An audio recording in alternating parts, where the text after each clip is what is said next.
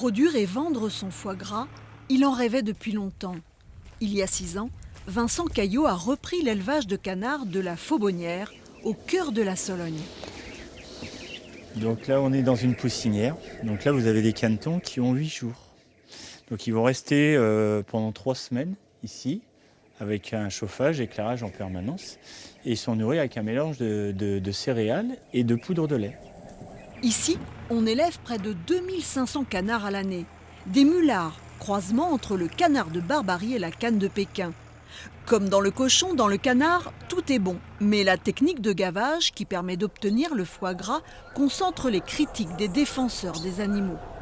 Les canards, nous on les élève 12 semaines et ils sont gavés à raison de 12 minutes dans leur vie. Donc, si vous voulez, c'est pas grand-chose.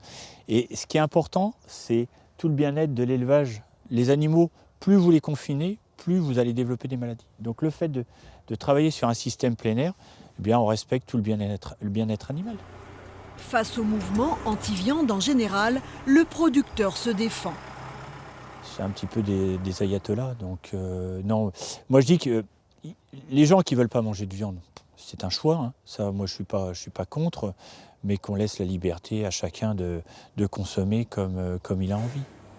Aujourd'hui, l'exploitation emploie 5 salariés et la découpe se fait sur place.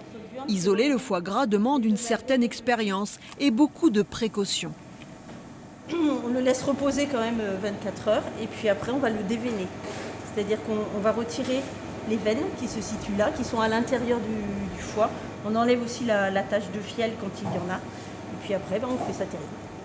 Pour vendre les foie gras en cette période de crise sanitaire, la ferme de la Faubournière mise sur son réseau de clients particuliers.